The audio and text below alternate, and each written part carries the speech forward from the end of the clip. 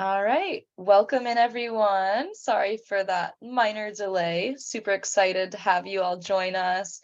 Really exciting webinar today. This is the first live giveaway that we've ever done. So get excited. Hopefully your name is called. We'll have 2 lucky winners announced at the end to a really interesting PR conference that Keisha is hosting and put together in DC in September. For those of you who haven't seen that yet, if you're signed up for the chat today, you have a chance to win. So we'll be at the edge of our seats, all of us.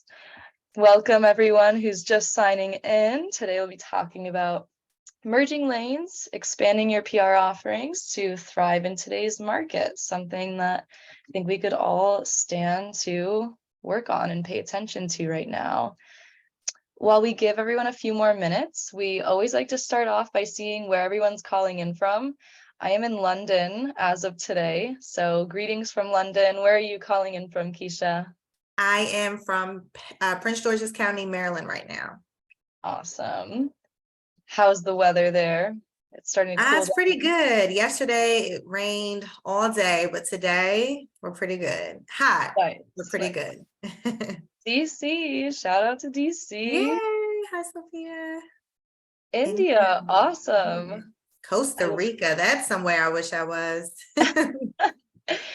Sounds like you should be at the beach if you're in Costa Rica right now. Yeah. But I'm glad you're here. Welcome. Thank you for being here. Awesome. We are all over the place. Who says I'm not? Love it. Awesome. Well, welcome everyone. Great to have you. As we give everyone a few more minutes to trickle in, we have a poll to start us off on the next slide here.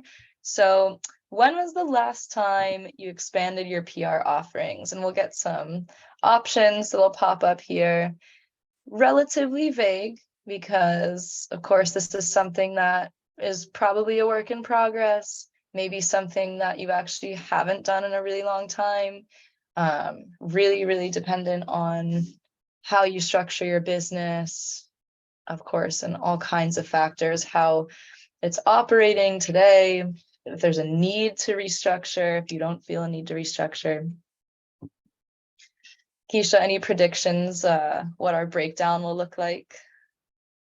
I think last year is going to be the top choice. I think maybe between last year and currently expanding.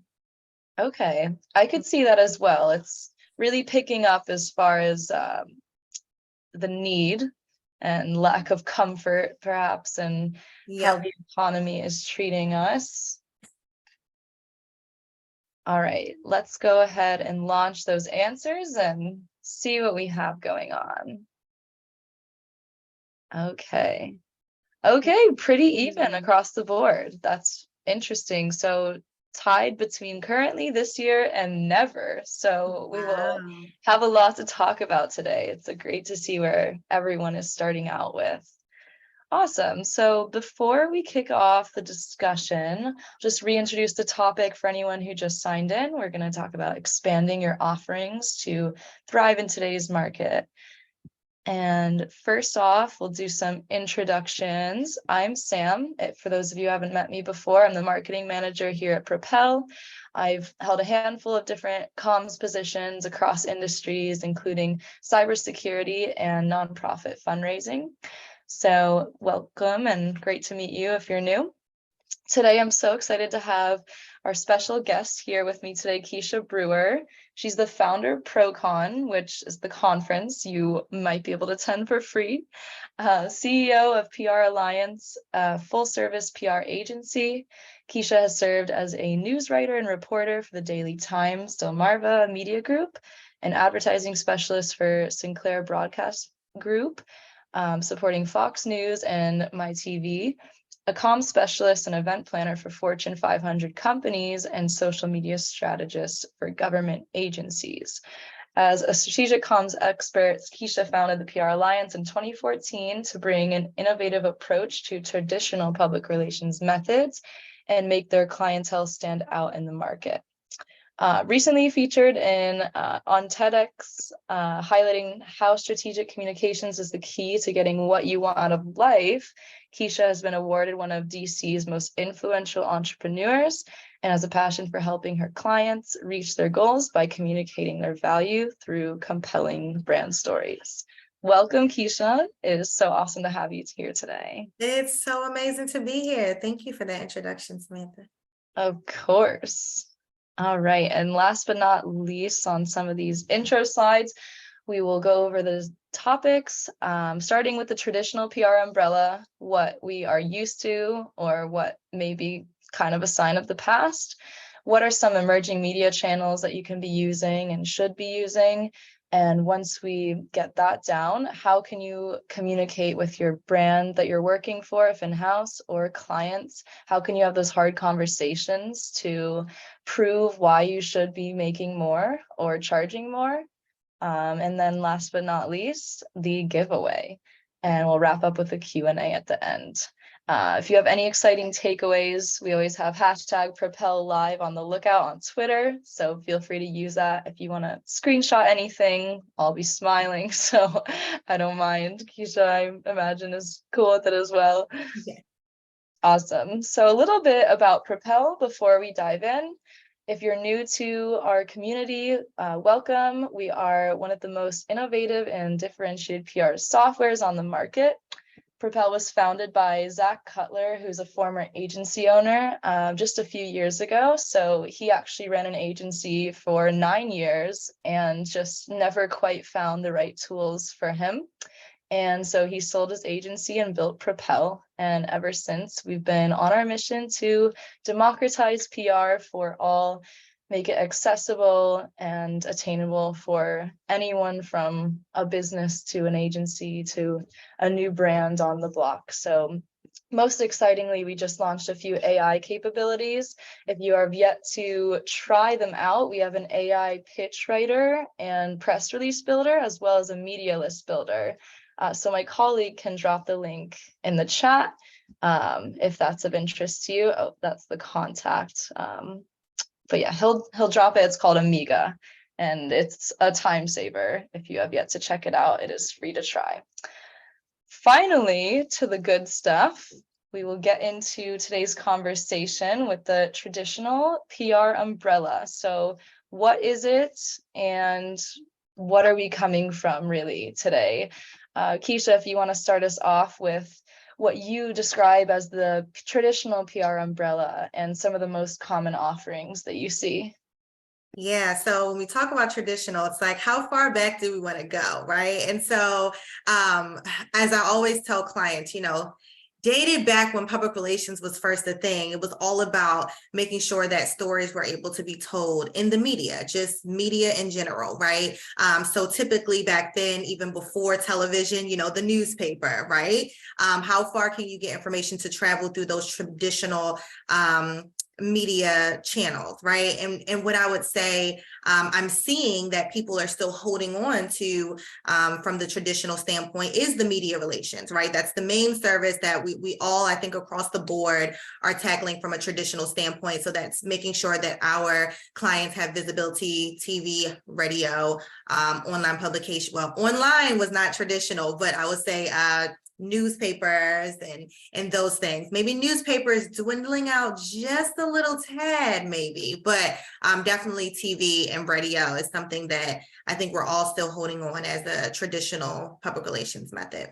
Definitely. And just with some of those more traditional forms you're mentioning, like print, we have no choice but to evolve. So I think what's interesting here is we physically have no choice in some of those very, very early on methods. Like I've had guests on who just vividly remember combing through physical envelopes in the mail to work through story ideas and just things you can't even imagine right now. So I think that's a good mentality for us to remember when we're considering some of the newer channels today, that you don't feel like you have to adopt. Like we're seeing huge success in podcasting through as a PR channel, interestingly, and we'll talk about some stats around that.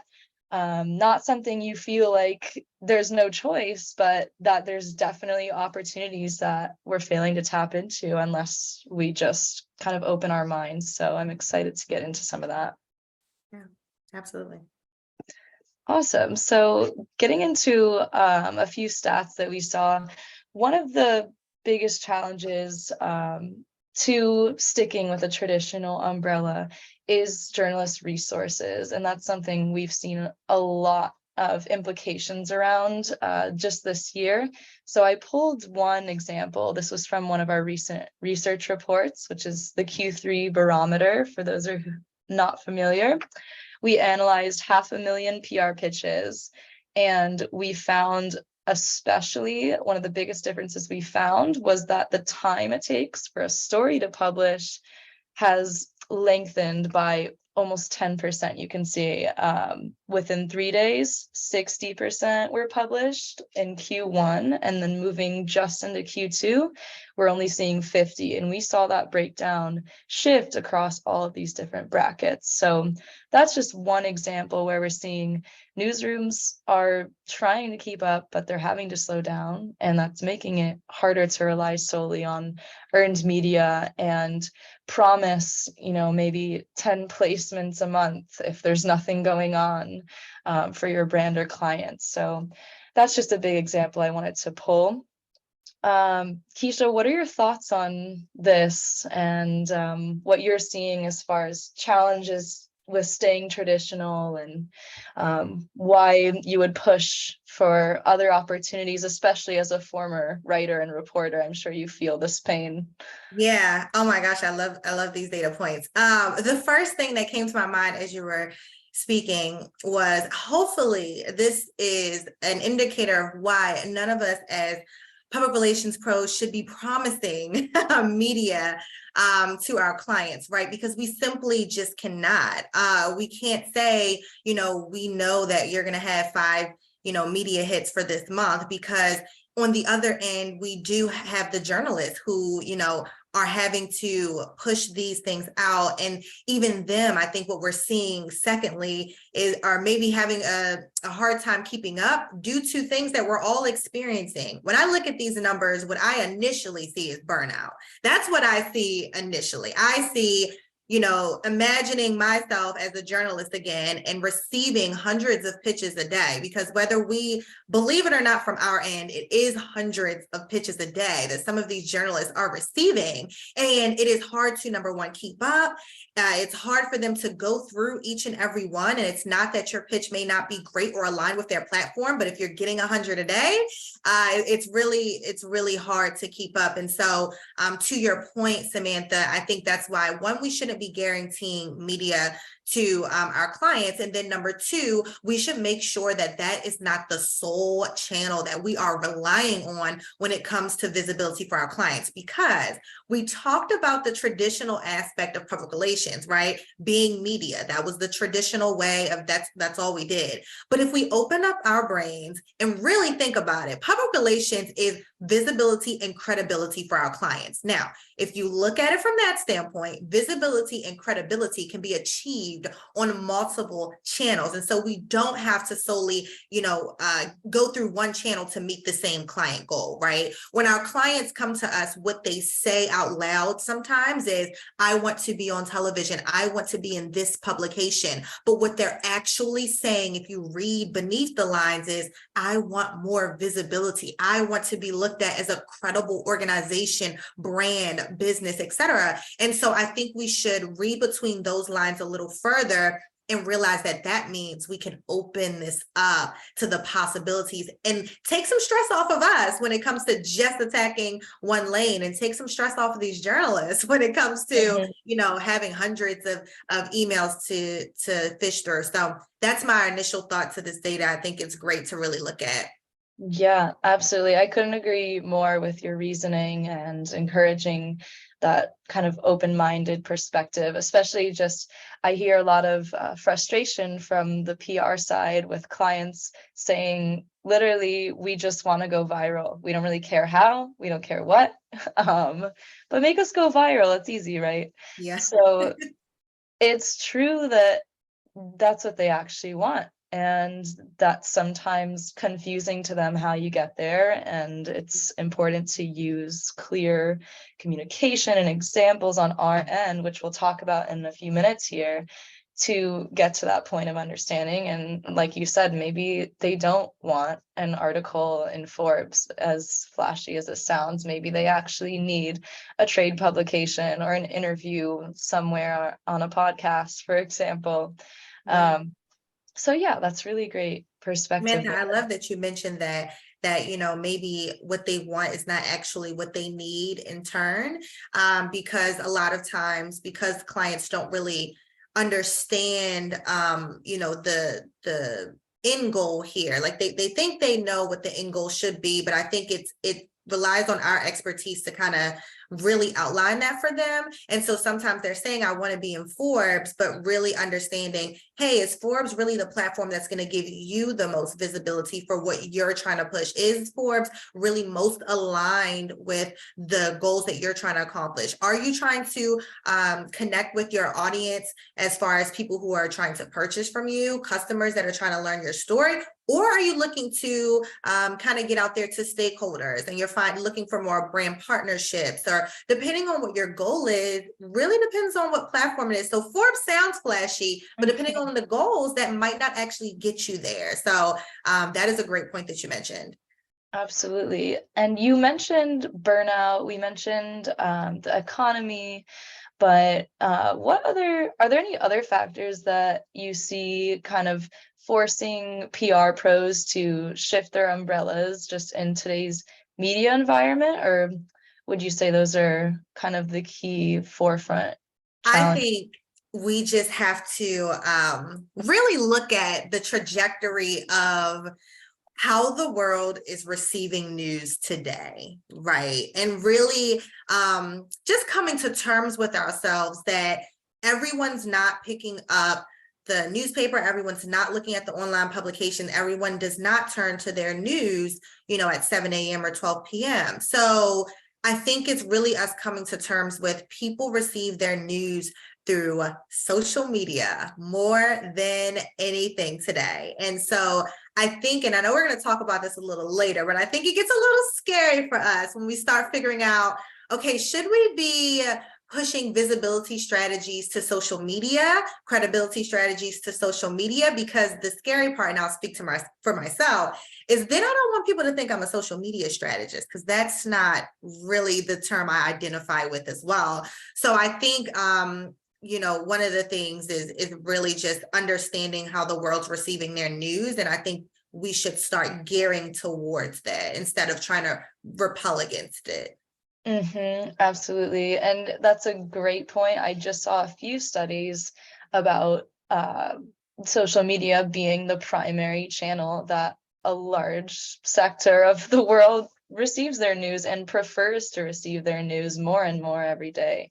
Mm-hmm. And so that'll be interesting to discuss in packaging and communicating that in a way that is what you identify with and what you do term your services as and whatnot. Yeah, definitely. Last thing before we get into some of the emerging channels a little bit more, I'm curious what you believe the recession or looming recession or talk of recession really is doing for business opportunities in PR, and what challenges that's posing to maybe the agency folks or even in-house. Yeah. Here's the thing. As we all know, public relations is not cheap. Some people even say that it's your luxury service, right? While they normally say luxury in the sense of you want it but don't need it. I don't resonate with that, but it is something that you do have to have a good budget for when it comes to having a brand or a business. And so due to the current recession, I think a lot of clients or potential clients, businesses, brands are starting to question if this is something that they need. So what happens in turn is that as a public relations agency, you'll either do one or two things. You'll get creative with your services and be able to, number one, get creative in the way that you explain why they need it.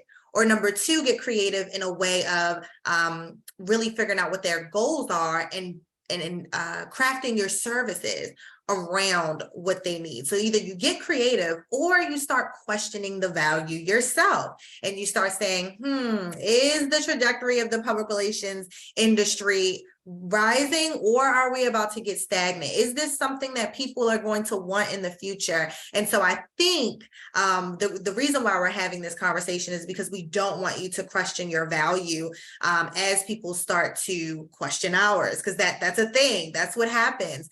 So I think we're trying to help you all lean on the edge of let's get more creative, because you are seeing brands and businesses questioning, should I be investing in public relations? Do I need to hire a public relations professional? Or do I just need to just hire 5 social media managers, right? So I think, that's a part that is affecting us as we see this recession. Yep, that's major. And especially, I really appreciate that point, because we see undercutting kind of highlighted as a way to win business and whatnot. I mean, of course, if you can be cheaper than the next person, you can feel confident that people will come to you. Then maybe you get so cheap that you kind of, like you said, question what you're even doing. Yep. And then you can start to have clients that you don't even enjoy working with, just by offering the cheapest thing you can and just becoming a little bit desperate. And then you have to end up firing clients at the end of the day, or switching companies if you're in-house. So it can just be kind of a slippery slope when you start to question yourself and communicate in an insecure way or a confusing way if you're starting to feel a little unsteady. So And very Samantha, I'll raise my hand and, be able to say the reason why I'm so passionate about this topic and excited that we're talking about this is because I have been a victim of, let's lower the rate, let's keep lowering the rate until they can see the value. And the reality is people pay for what they see the value in. It's not that they pay for what's the cheapest. They pay for what they see the value in. And so the solution is not actually to lower your rates. The solution is just for them to understand the value and for us to get a little better at communicating that through our offerings. Couldn't have said it better. I love that. Awesome. Well, let's get into some of these emerging channels a little bit more. So as we know, and as we've been discussing, in a time like this, and when there's all these different external challenges threatening business, the only option is to evolve, and to do that in a speedy and effective way. So we're going to go over a few different examples of what we've seen on our end just through our research, and then I'll invite you to comment on what you're seeing, and especially if you don't want to be coined as a social media manager but you want to try out those channels more, what do you do about that, and what does that look like, and whatnot. So kicking us off, let's see. So what I wanted to highlight here is what we've been seeing about podcasts this year. We've found a 73% open rate to PR pitches relating to podcasts, which is way over the average. The average is tending to be around 50%, if not lower. So that's well over average, as well as almost a 17% response rate to these pitches. And we've had plenty of journalists on our webinars. We've had former journalists turned PR pros on, and they will agree with what Keisha said. They receive hundreds. And when they're responding to 17% of them, versus we see 2 to 3% of average PR pitches getting responses, that's huge. And that's something that is new and growing by the day as we study it. So we've been recommending becoming more open-minded to podcasts as even a channel for representing thought leadership in companies and growing awareness across the board. So that's something really exciting we've seen for one. Any experience with this, Keisha, or have you been seeing things around podcasts or other interesting channels? Yeah, first of all, a round of applause to all of our public relations pros out here who are pitching to podcasts, because I think it's so smart. Even within just the year, we started adapting pitching to podcasts. And I think The reason is, podcasts have been around for quite a bit, but we're just thinking about them as a channel to be able to get visibility and credibility for our clients. Because I think when they first launched, we kind of looked at it as an owned media channel where they're not really looking for guests, or, they're kind of just there to talk about the topics that they desire. And if they want to reach out for someone, then they will, right? But what we're realizing is that podcasts are a media channel, and they do need to stay on top of relevant news as much as any other media channel. And so they do really appreciate when professionals like us in public relations can offer them some insight, or clients that really align with the conversations that they are having on their podcast. So, a round of applause. I think this is showing how we are looking to find new ways to get visibility for our clients. I think this is us taking that step to round off our services, I should say, and to expand what we are offering. So round of applause. And yes, I am seeing this. Shout out to Candace Nicole, Public Relations. It's a great PR agency that I know, and she actually has a whole service where she pitches clients to podcasts specifically. It's just that's the only service that they offer under that umbrella. So, I think it's amazing, it's creative, and it's something that we all should be thinking about. Wow, yeah, that's a great example. That couldn't be a better example of expanding offerings. That's an entire new business opportunity she's been able to create. Yeah. And yes, very with the times. Love that. Awesome. Something else that I wanted to bring up and just kind of pick your mind on is measuring results with some of these newer channels. So say you're offering podcasts PR as one of your main services, or something else less traditional, more of an emerging channel. How would you say that PR pros should go about communicating results with some of these new channels? Like maybe they're harder to measure. There's not that traditional understanding of what to measure.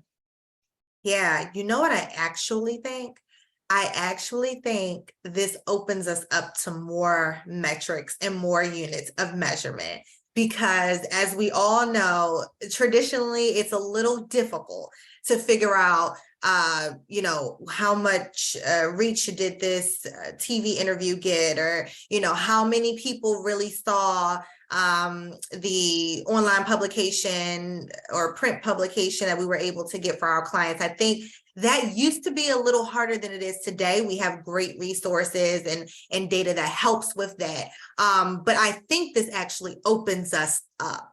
I think, for example, if we pitch our client to a podcast, they actually get on the podcast, they have an interview. We can now ask those podcast hosts, the producers of the podcast, can you share with me some of the metrics from that specific interview? And they're able to go into their system, and they're able to do that a lot easier. If we're talking, off of podcasts, say you want to start figuring out how to build visibility and credibility with your clients via social media, guess what we have? Shares. And shares, that data equals what? Visibility. And now we have the data from the shares to say, hey, X amount of people actually saw this post or shared this post. So I think actually when we start opening up our services, we can open up the metrics that we can share with our clients. So we're not just, relying on media head and the reach from it. We're now saying, hey, in your podcast interview was able to get X amount of views, and in podcasts they're able to even say in which countries and which cities and etc. And able to pull some data that historically we weren't able to do. And so I actually think it opens us up, and I'm excited about that. That is such a good mindset. I love the positivity here. And I would say you're right. It's always been a challenge, and still is a challenge for many, to prove exactly what earned media has done. And you can make the correlations and whatnot, but sometimes you'll never exactly know. So it's very interesting to see what some of these new platforms are bringing to the table. Things like shares, like you said, even you can see impressions and use all kinds of things like that to bolster your metrics and offer new ones as well. So I like that spin on it. Yeah. Nice. All right, so we have one more key topic before we get into the best part, which would be the giveaway, in my opinion. But we'll go over communicating and packaging just to bring everything together before that, and just go over what it can look like for you now that you are open to new channels. Maybe you want to start offering a new service and you don't really know how to communicate the next jump in price by just one more thing, or you don't want to wear yourself too thin by trying to do everything and just bunch it under PR. Jenny Dietrich from Spin Sucks was talking about that a few months ago, where it's just like PR, what people think it is and what they expect from you. And it was just this endless loop of expectations and challenges around communicating what is actually going on and what time that's going to take, what that's going to cost. So, yeah, the full package. So, Keisha, how would you suggest approaching leadership within a brand specifically if you're an in-house professional trying to expand your offerings? Yeah, I would say approach it with, and just like I said this in my TEDx talk, anytime you're approaching something like this, you want to lead with what the value is, right? When you're expanding something, you want to lead with what is the value from taking us here to here, right? Because what people hear is more work, more lanes, more channels, more people needed, right? They just hear more, more, more. But I think that if you're able to focus on, yes, it may be a bit more internally, because we do, instead of just looking in one lane, we do have to look in 3, 4, or 5, right? But the value that we're able to offer our clients is that much more as well. And so if we're able to say, on a tough month of media, that we can pivot to social media, that we can pivot to other communications channels, I think what you'll find is actually you'll retain clients even more in that season where they start to get a little weary, because that happens when media hits aren't rolling in. You'll be able to fill that concern of theirs with other ways to meet their goals. So I think when you're approaching leadership from an internal public relations standpoint, you're saying, hey, the reality is, one channel is not going to meet our clients' goals. And we should be looking at the other channels in which people are getting their news so that we can offer more to our clientele, to our customers, in the interim of not being able to really confirm if media is going to be able to run stories and increase hits, et cetera. So I think it's really about explaining the value in the conversation. And, leadership loves a presentation. So putting together a presentation with even some data that Samantha has shared here, going to Propel and looking at some of the data that they have already shared over the course of the year to really understand how they can add more value to their clients. Absolutely. And what you said about not making it complicated for them, that is huge when you're working within an organization that is not an agency by any means. The more complicated you make it sound, the faster you're going to receive a no, because it's already a big deal. I mean, for a lot of businesses to have a PR department. And so making it clear, simple, leading with value, I think that's great advice. Yeah. Is there anything you would alter in your advice around that for agency pros? Like, what would be some of your tips for approaching the client directly versus leadership?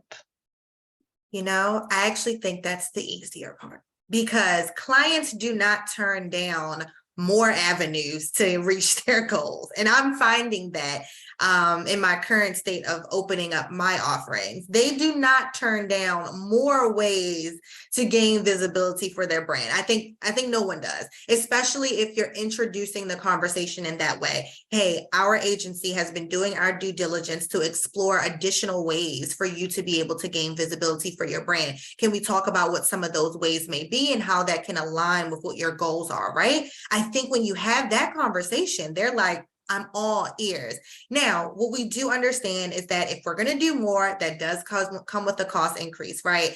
And then that goes back to the same advice that you would have with leadership, helping them understand what the value is, and then packaging it up a bit, right? Maybe if they get 2 services, it's not a la carte, it comes into a package that brings the cost down just a bit, right? Or maybe it's, hey, while I understand media may be slow right now, let us come off of media and let's go on to another channel. And maybe you can switch it in that way so you don't feel like you're focusing on both at the very same time and stretching yourself thin, but you can say, hey, for a few months we'll do media, for a few months we'll focus on visibility and social media, for a few months, et cetera, different channels. And so I think number one, it's going to be easier for them to understand the concept of broadening their channels for visibility. And then number two, breaking down how this can still be a good adjustment for them cost-wise. Yes, that's great. Thank you. Sure. Let's see. I had a few more. Oh, so yes, so obviously offering new services within your own team or within your own wheelhouse, if you're a personal consultant, that is a great first step in expanding your offerings.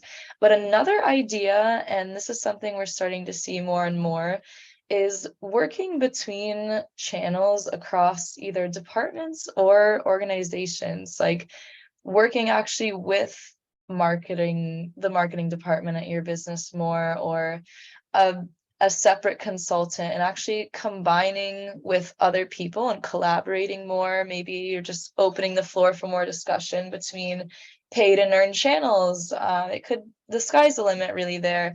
But have you been seeing more of that, Keisha? And is there any talk around that you expect at PRocon, and as far as working with other pros that aren't necessarily in PR, but could actually give you a better chance at winning new business? 100%.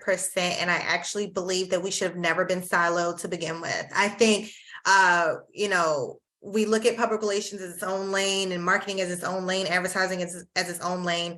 And it is, or they are. But the reality is that a lot of it just works so much better together, right? I mean, when I work with marketing teams, I really understand, what their audience wants from them on the back end. What is their audience most interested in based on the clicks from social media, based on the sales from their products? When I understand that as a public relations professional, I understand what story I should tell to be able to help drive their audience and engage their audience a little deeper, right? And so I really think that together we're better, and sharing information, the more information that we just share in tandem with each other, the better that we can do our jobs individually. So I actually think the secret sauce to any organization is not just having one, is being able to have them all, if it's in the budget, but being able to have them all and have them all working together. For example, marketing is going to be thinking about sales, and public relations is going to be thinking about brand story, but there's a part of that core messaging that comes together so beautifully and makes sure that it's aligned, because all of it's coming from the same business, whether it's, in Propel, whether it's, Samantha in marketing and someone else in public relations, and, someone else is working another channel or doing events.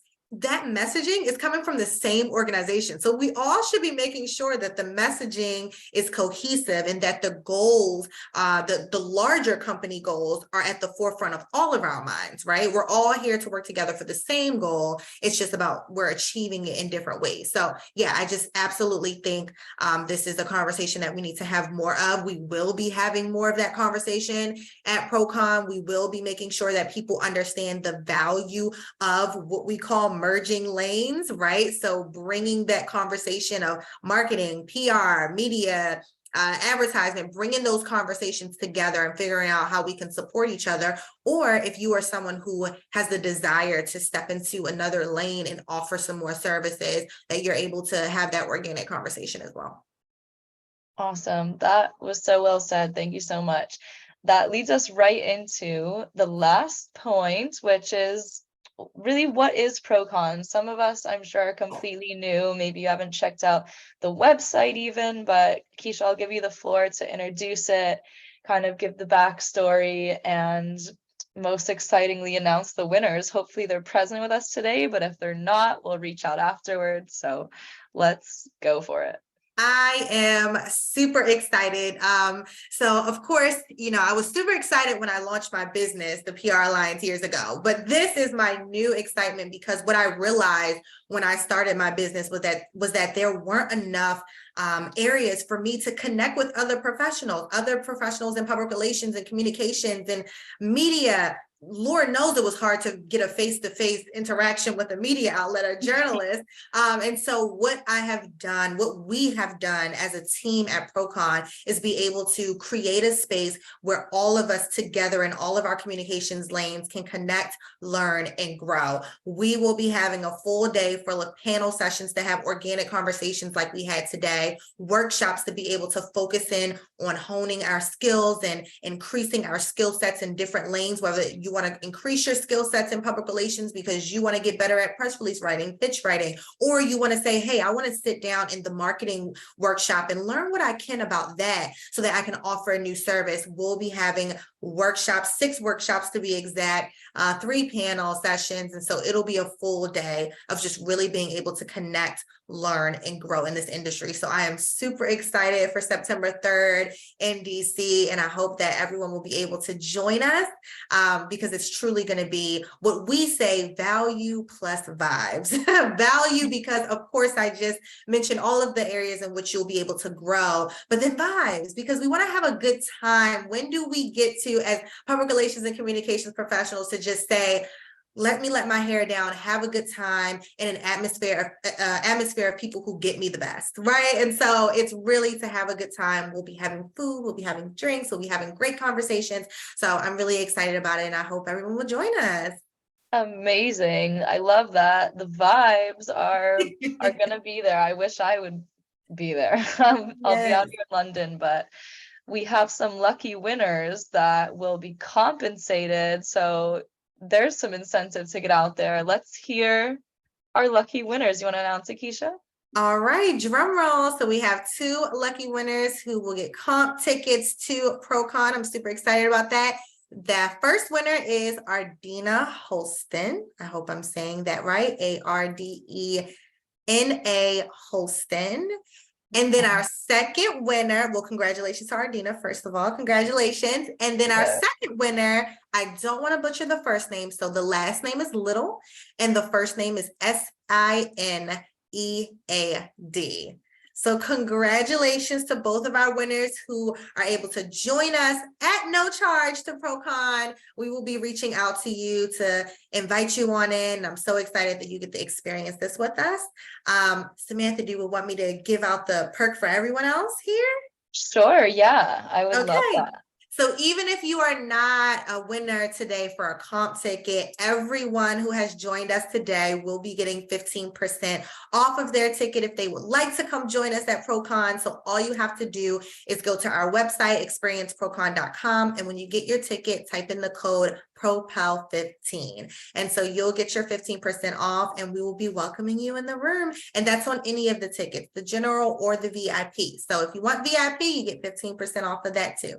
Hope to see everyone. And thank you, Samantha, for allowing us to do the giveaway.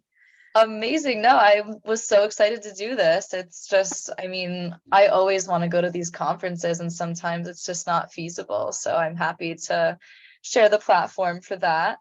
For these last few minutes, we have a few questions that trickled in, and then if we have time, we can do some summarizing PR tips for the road. But I think we've been rich in information today, so we can go ahead and start with the questions we got. One is, how do you determine how much time and effort should be allocated between all the different channels per week if you're starting to juggle a lot more? Ooh, that is a great question. So I'm working through that too. I am navigating that myself as we have expanded our services to social media. Luckily, I was able to onboard a team member who can dedicate their time to social media and dedicate and another team member who can dedicate their time to public relations. And so they're working simultaneously and they both have their dedicated hours.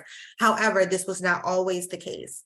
And so when this was not the case, what I would do is really dive into what channel I think is most effective for them at the moment, regardless of what they desire. My goal is to always get to their goals. And sometimes they have confusion on how to get directly to their goals. That's why we're here. We're the experts, right? And so sometimes while they're saying, I want to get on Forbes, I want to be on Essence, I want to be on the Washington Post, I'm understanding that, hey, actually, your audience is looking for a deeper connection from you. I don't think that they just want to read about you right now. I think they actually want to speak directly to you and hear directly from you.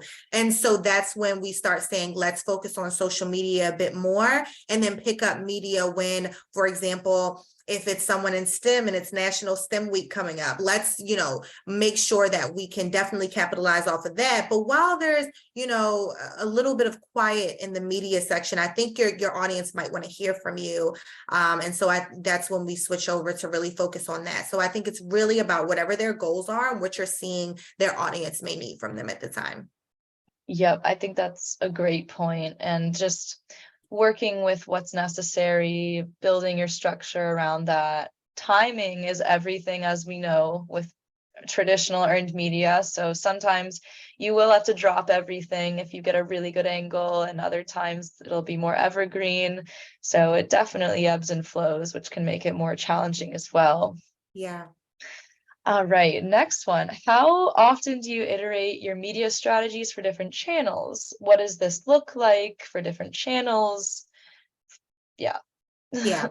How often do I iterate? I would say not enough. I would say not enough. And I want to make sure that I'm answering this correctly. So I'll talk about two things. So one, how often do I communicate this to clients, like what our strategies are for different channels, as often as I can nowadays, because I think sometimes it gets lost on them, the direction that we're trying to take their brand, just because they don't really understand the strategies as deeply as we do, right? Or the necessity for certain tactics as deeply as we do. And so I try as much as possible to say, hey, this is why we're doing this. Not just saying, hey, we're doing this. Hey, we think this will work, but really being transparent and saying, this is why we're doing this. This is what we've seen the results of this come out to be if we take this approach. Also, being transparent when you've tried a strategy and you're like, I think it's time to pivot, right? A lot of times as professionals, as public relations professionals, we get a little nervous to say, that didn't work out so great, because we want our clients to trust us. Here's what I found. They trust you more when you're able to be transparent about pivoting the strategies. They actually trust you more when they feel like if something didn't go well, they're not going to hide it.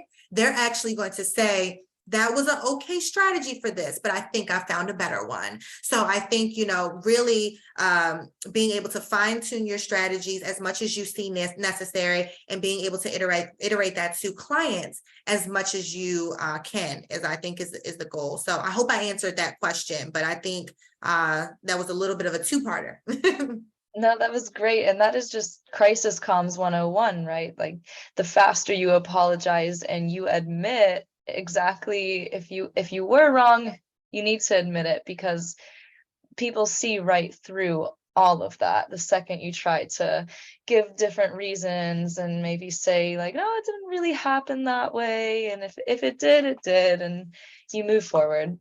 Yeah, and I would say some of it isn't even a right or wrong thing. Sometimes it's, we're trying a new strategy that we think may work, but we really don't know what the response of the audience is going to be until we try, right? Especially if it's a brand you're working with for the first time and you're still getting to know their audience. That is the key part.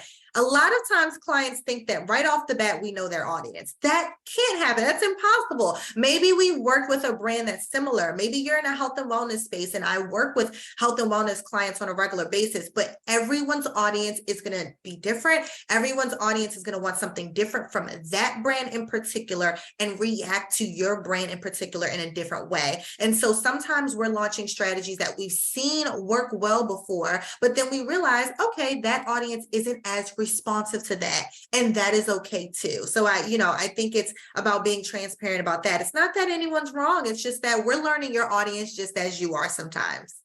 Definitely. Yeah. Right or wrong is surely more geared towards a business messing up and owning up to it. Yep. But yes, the concept of just protecting that trust and being as transparent as possible is key. Yeah. We have a few questions from Becky Olson. One, I've tried in the past to recommend other strategies beyond media relations, and some clients have said, well, I hired you for media, so stay in your lane and I'll worry about the others. So do you have any counsel on navigating that type of reaction and if it should be an easier conversation? Yeah, absolutely. One, the first thing that comes to my mind is how you're advertising or promoting your services. Are you saying that I am the go-to agency for media relations, or are you saying I'm the go-to agency or freelancer for visibility and credibility? Because that is the difference in what they're expecting from you. If in fact they have hired you simply for media relations, what I would then focus on is say, absolutely, we can continue our media relations strategies. I do just want to let you know that when we do just media relations, sometimes we are not capitalizing on the other visibility opportunities that may be present for you. But you can certainly focus on media relations and understand that this may sometimes be not guaranteed, right? And it may sometimes ebb and flow, and sometimes you'll get a lot of media, and sometimes, depending on the media landscape, you may not get as much. But I think it's okay if they only want to come to you for media. You just have to be transparent about what the results may look like because of it and what they may be missing out on because of it. Yes, and circling back to the value, leading from a place of value rather than, can we try this? That might not mean anything to them. So that's a great point. Awesome. So let's see. I loved the goals and themes of the credibility and visibility. Are there other example goals or outcomes that you use similar to boosting credibility and visibility through what you're offering? I'm trying to find that question myself because I want to make sure I deeply understand it. It Okay, is what's the this, goals and themes of yeah. credibility and visibility? Are there other examples, goals, outcomes you are using similar to those two? Yeah. So one of my very close friends, Sophia, she actually, one of the strategies that she has in her agency is that they actually apply for awards on behalf of their clients. And so that speaks to being able to help them with their credibility goals. I've seen a lot of public relations specialists go into the brand partnership side. And so brand partnerships help with both visibility and credibility, aligning clients with other larger brands that people know and trust. And so if they feel like that brand knows and trusts you, then they'll know and trust you too. And so I think those are the main two that I'm seeing when it comes to helping with the themes of gaining visibility and credibility. I hope that answers that question. Nice. I think that was great. We have time for one more. We can't get everyone, but we appreciate all of this engagement for one. It's so awesome to have these conversations. But last but not least, how would you go about a price increase or a PR firm knowing its worth? Like, where would you look? How do you even begin figuring that out if you've been offering, for example, the same structure for 10 years? Hopefully that's not happening. Okay, so I've done two things. This is just full transparency. So one, Google has been my best friend of that. Just kind of literally researching what is, the average of what people are charging for public relations. And even if you want to niche down and say, say you're an entertainment publicist or say you're in hospitality, researching that. What is the average rate for publicists in hospitality, right? So I've done that. And then also the importance of community. Look, get you all some other publicist friends. Hopefully you'll be at PRocon, there'll be plenty of them, but that is how I also kind of gauge, talking again to my friend Sophia, who owns her own public relations agency, SMTPR. I always, we have yearly conversations, quarterly conversations about, am I charging, my worth in this area, and allowing yourself to open yourself to industry professionals who offer the same services as you, but are willing to be transparent with you and don't see you as competition. They see you as a partner in this industry, and someone that they can align themselves with, and they're willing to be open about what they're charging and kind of gauge it from there. So I would say transparently, those are the two things that I have been doing. When I first started off, you wouldn't even believe the low rates that I was charging, until I got around some public relations friends and was like, okay, I'm about thousands of dollars low. So those are my two: research and community.